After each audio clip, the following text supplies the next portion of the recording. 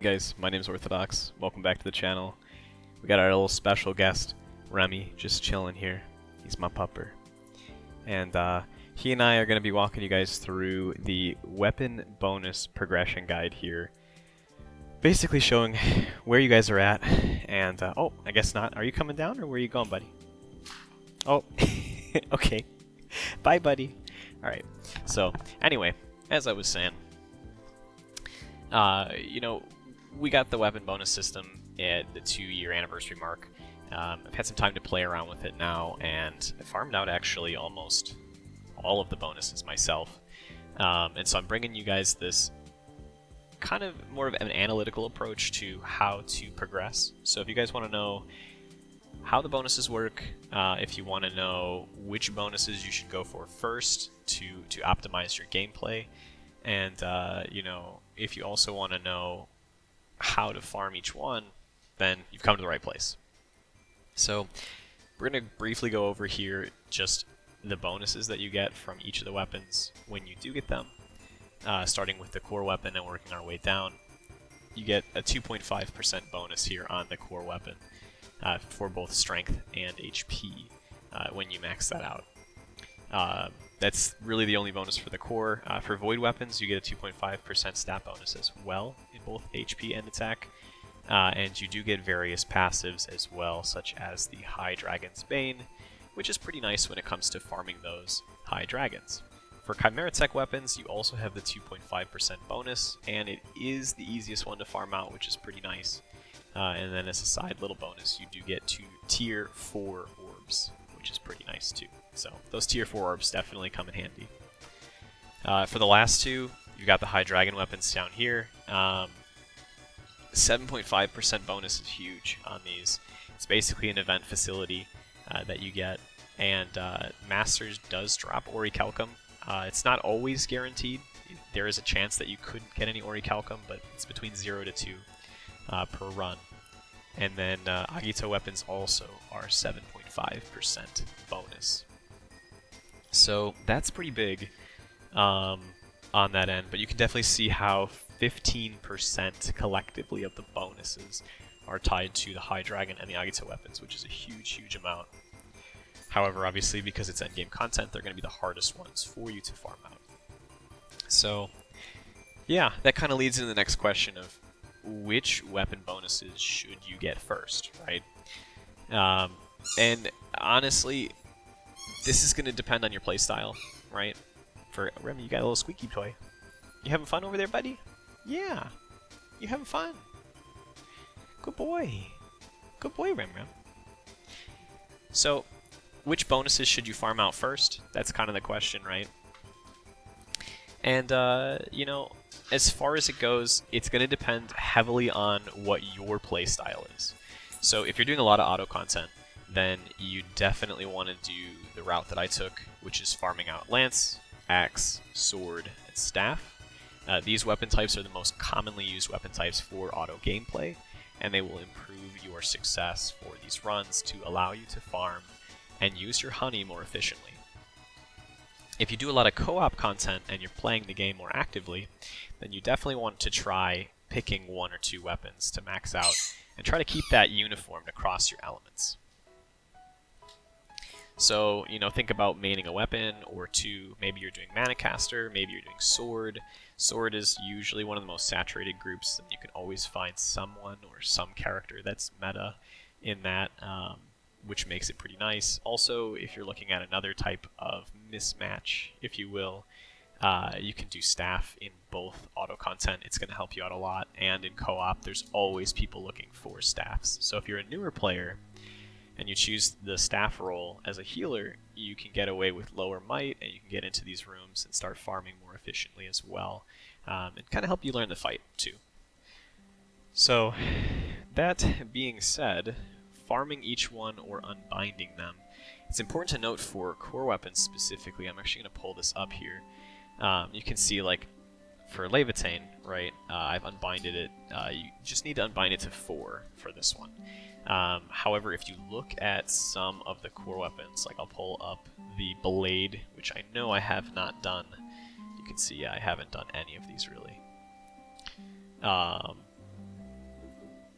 you can see the amount of requirements for it, and you can see right away there's a high amount of twinkling sands that's required. This is a time-gated item, meaning you can only get so many for your weekly bonuses, and you can't really craft it. I mean, you can get some of the twinkling grains, but you know, as far as it stands, this is an item that you also need for high dragon weapons and Agito weapons as well. So this is my highest priority for using Damascus ingots. So anytime you have Damascus ingots, I would be max and binding these. That's definitely what you want to do.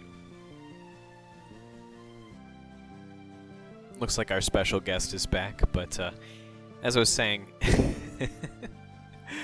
the Crimson Cores additionally you can get right now with the High Dragon Preludes.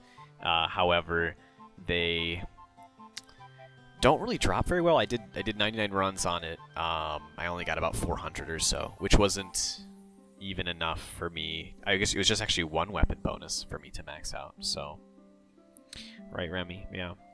Yeah, so it wasn't too lucrative for me. I think in this case, Damascus ingots would be a much better take for that. So, yeah, so that's kind of where we've been at for that. Most of the bonuses I've gotten, we get a lot of ingots nowadays, Damascus ingots. So definitely sync them into those for the weapons that you choose. It'll be an easy way to get those bonuses. As far as the Void weapons go, these are the next ones on the list for us to look at. You only need to unbind these to 5 in order to get the bonuses. So you don't need to go all the way. You do have to refine 1, and then you would unbind 5. And yes, thank you, Mr. Remby. You're taking up all the spotlight now. You love the camera and the crowd. But yeah, so as far as that goes, get that. And then the weapon abilities in functionality, this is where you get the Banes. So the most important Bane to get is the High Dragon Bane. That will allow you to essentially deal 30% more damage to the High Dragons, which will help you farm them quicker and also help you farm them with the Golden Fafnir auto compositions as well to get a ton more rupees. So definitely on this was my huge mistake. I started getting all the weapon bonus abilities just for every weapon, and I don't use all the weapons. I mean, I primarily use the big 4 that we talked about, which is lances, axes, swords, and staffs for auto content.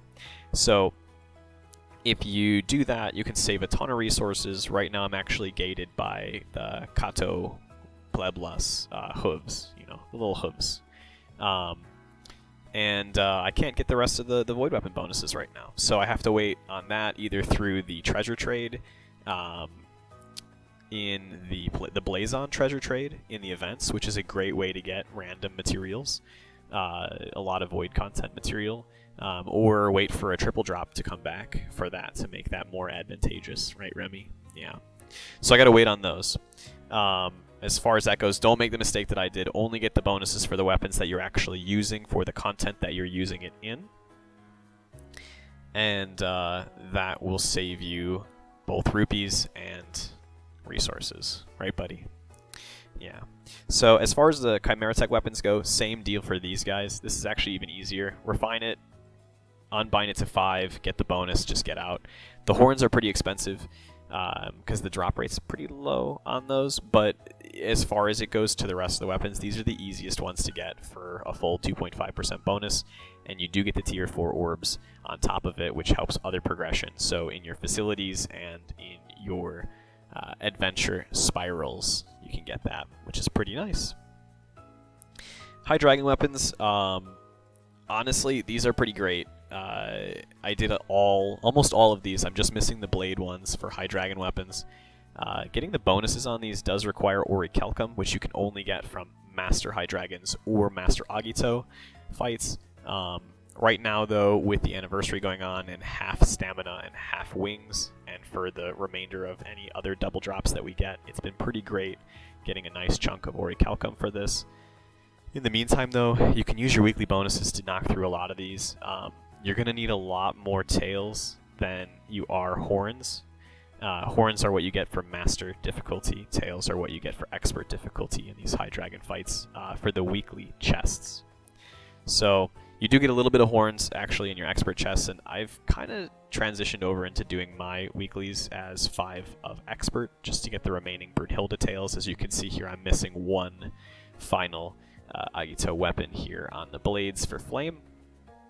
And yeah, you only get horns from the weekly bonuses in Master, so you know, you need a lot more tails than you do horns to get those. And again, the nice part is you can actually, I can't craft this one, but you can get the bonus after having an unbind of 5. So you can see right there with the lock, this is a good way to show it.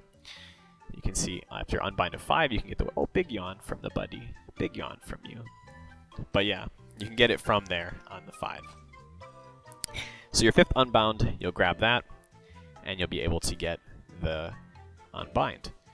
And then finally for Agito Weapons, same deal here. These honestly just max them out. This is the weapon you're going to be running for the next good long while. Cygames has future-proofed this weapon now with the fact that you can get an additional 2 slots for Dominion content. So you'll want to be maxing out these weapons and building towards them with your Agito weeklies and things like that. So definitely, you know, go for at least Expert in your weeklies. You do need a lot of gold. That's right, Expert is the way to go. And, you know, Master not so much in terms of what you need, and even less of Legend. Legend is not even a requirement for the weapon bonuses. So, yeah, and you get 7.5% as well on these, as we had talked about. So, between the two, 15% bonus on High Dragon and Agito is huge. It's huge, huge, huge, huge, huge.